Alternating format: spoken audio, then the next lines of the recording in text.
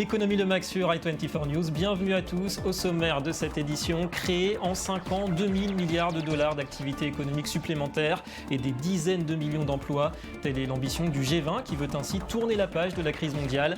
Mais les politiques peuvent-ils garantir des résultats de croissance? Entretien dans quelques instants avec Lionel Friedfeld. Et puis Paris gagné pour Sony, sa nouvelle console de jeu, la PS4, a plus que rempli ses objectifs commerciaux avec un mois d'avance. Pourtant cette fois, le fabricant japonais avait choisi de délaisser le marché nippon au profit des États-Unis et de l'Europe. Les raisons d'une telle stratégie en seconde partie d'édition.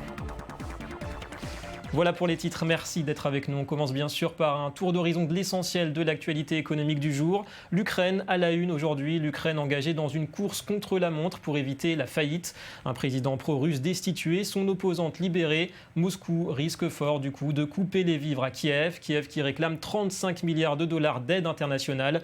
L'Union européenne se tient prête à négocier pour aider l'Ukraine à honorer ses engagements financiers. Selon le ministre britannique des Finances George Osborne, cette aide, en échange d'un rapprochement avec l'Europe, consisterait en prêt via le FMI. La Russie pourrait revenir, elle, sur sa promesse de 15 milliards de dollars d'aide à son voisin en représailles à ce changement de donne en Ukraine.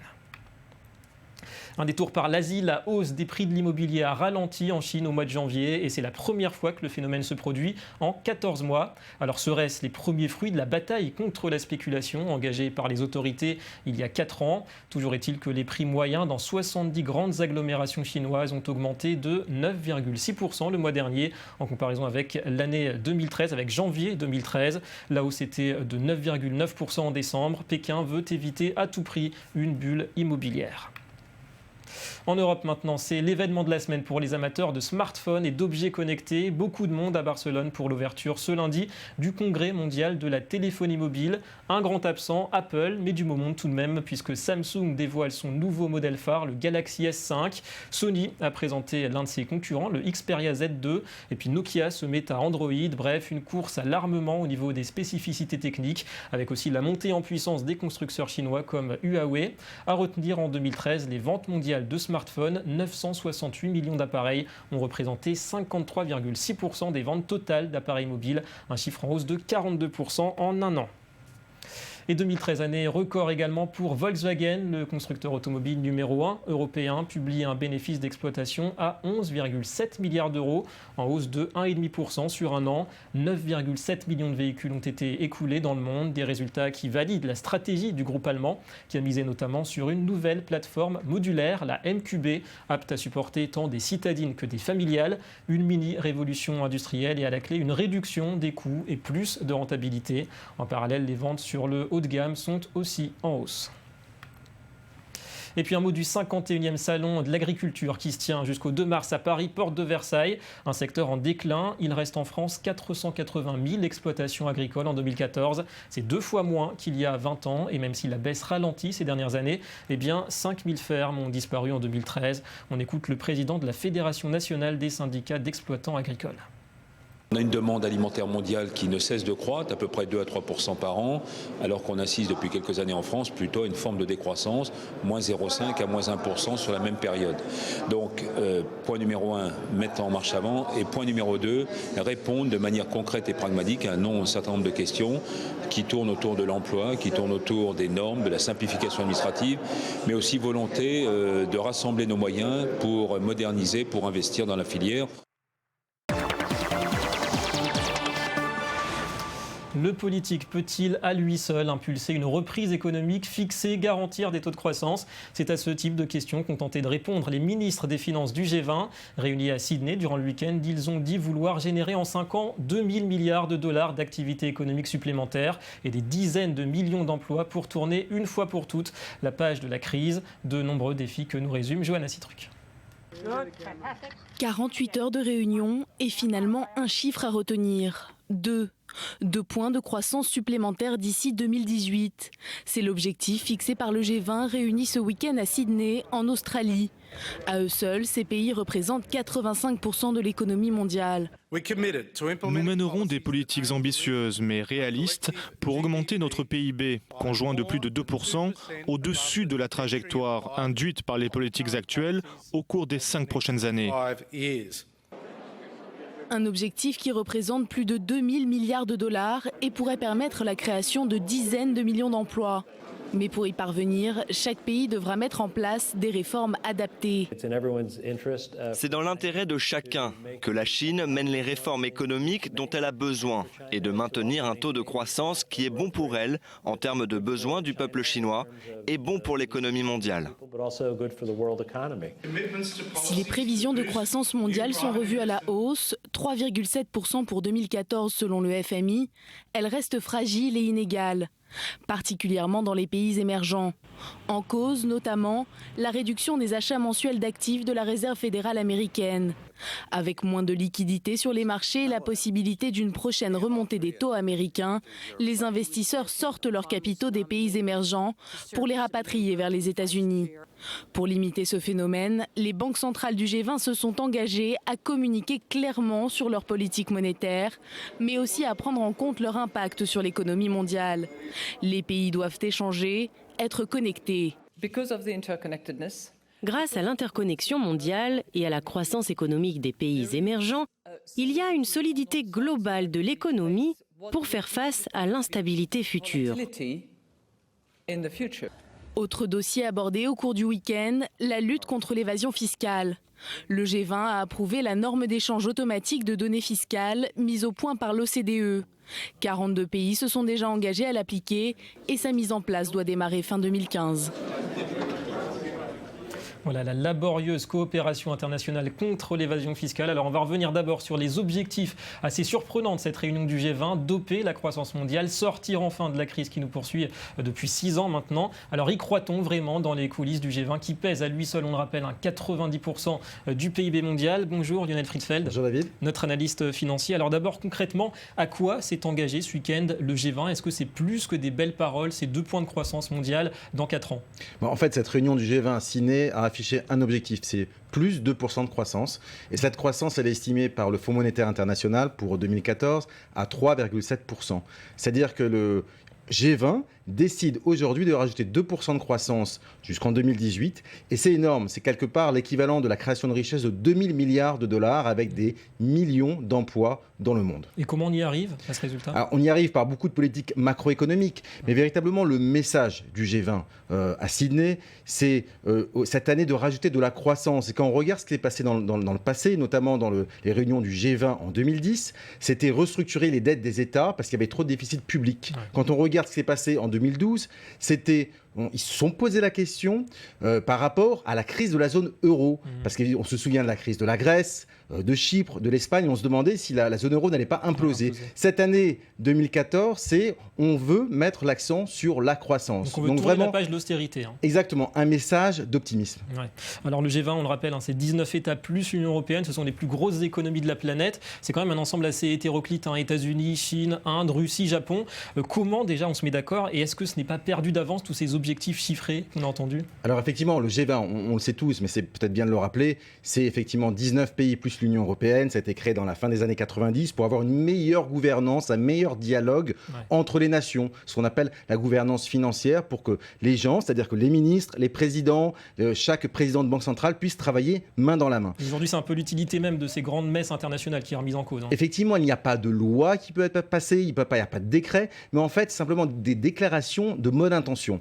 Et il faut savoir que cette année, le message principal, ou un des messages principaux qui a été donné à Sydney, c'est justement ces pays émergents en fait, ont énormément souffert de la politique économique américaine. Parce qu'on s'en souvient, les États-Unis ont eu quasiment 4% de croissance l'année dernière, grâce à une politique volontariste des États-Unis. C'est-à-dire que Ben Bernanke, qui était à la tête de la Fed, a injecté chaque mois plus de 80 milliards de dollars dans l'économie américaine. On est à 65 aujourd'hui. Effectivement, ça a été ce qu'on appelle la politique du tapering. On a fermé le robinet d'eau, un petit peu des liquidités dans l'argent du marché. Et le fait d'avoir fermé ce robinet, en fait, ces capitaux qui avaient été empruntés quasiment à coût zéro aux États-Unis avaient été investis à l'étranger. Et en fait, aujourd'hui, reviennent aux États-Unis. Et les pays émergents en ont profité pendant une certaine période. Aujourd'hui, ils n'ont peut-être pas su anticiper ce revirement de la Fed. Exactement. Et c'est pour ça qu'il y a eu une crise, notamment dans les pays émergents. On a vu avec le Real au Brésil, la Turque en Turquie avec la livre, et puis en Inde avec la roupie, les monnaies ont baissé à peu près de 25 à 30%. Donc aujourd'hui, il y a eu véritablement une question. La force, effectivement, tous les pays émergents ne sont pas là aujourd'hui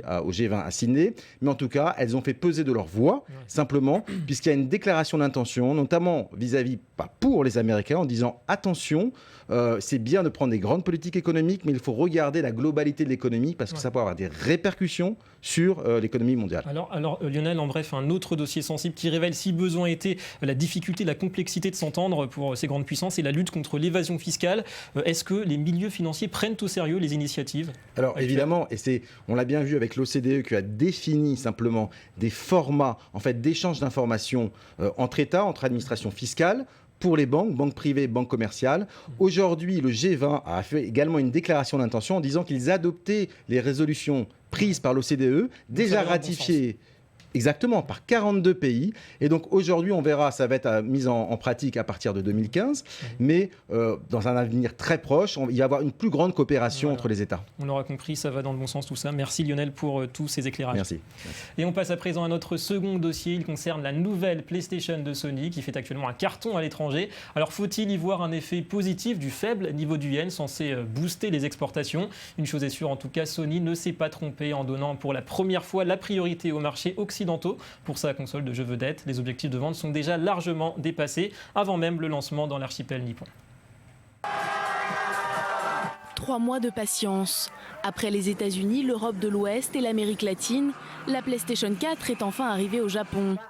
Habitué à être le premier servi, l'archipel n'est cette fois plus la priorité de Sony. Une conséquence de l'actuelle politique du Premier ministre Shinzo Abe, privilégier l'étranger et donc les exportations. Et cette décision est apparemment judicieuse puisque les ventes de PS4 ont dépassé les 5,3 millions d'exemplaires. Une performance meilleure que prévu, l'objectif du groupe se chiffrait à 5 millions d'unités avant fin mars. Nous avons pu cette semaine annoncer que les ventes ont dépassé 5,3 millions d'unités dans le monde entier. Je pense que c'est le meilleur lancement d'une console dans l'histoire. C'est vraiment phénoménal, et ce à travers tous les différents marchés. Nous faisons de notre mieux pour que le produit soit toujours disponible dans les magasins, mais c'est extrêmement difficile en ce moment. Au prix de quelques ruptures de stock, Sony prend donc de l'avance dans la bataille qui l'oppose à Microsoft. Le géant américain a déclaré en janvier avoir écoulé un peu plus de 3 millions d'exemplaires de sa console, la Xbox One. La PlayStation 4 a de bien meilleures caractéristiques que la Xbox One si on les compare. Donc je pense que la différence entre les deux consoles deviendra vraiment évidente au cours des 3 ou 5 prochaines années. Avec ces chiffres, Sony a de quoi retrouver le sourire. Depuis début février, le japonais multiplie les annonces douloureuses. Cession de son activité PC, perte de 810 millions d'euros pour 2013 et suppression de 5000 postes, dont 3500 à l'étranger. L'objectif est de consolider le groupe autour de 3 activités phares, la téléphonie, la technologie médicale et bien évidemment les jeux vidéo. Voilà, Sony qui reste en tout cas un leader du divertissement. Et on va passer au Media Watch. La revue de presse avec Johanna Citruc. Alors la crise, elle est tenace depuis 2007-2008, c'est vrai, mais pas pour tout le monde. Jamais les dividendes versés par les entreprises à leurs actionnaires n'ont été aussi élevés. Bonjour Johanna Citruc. Bonjour David. Alors c'est un record, hein. On a dépassé l'an dernier les 1000 milliards de dollars. Oui, 1000 milliards de dollars distribués aux actionnaires du monde entier en 2013. C'est 43% de plus qu'en 2009.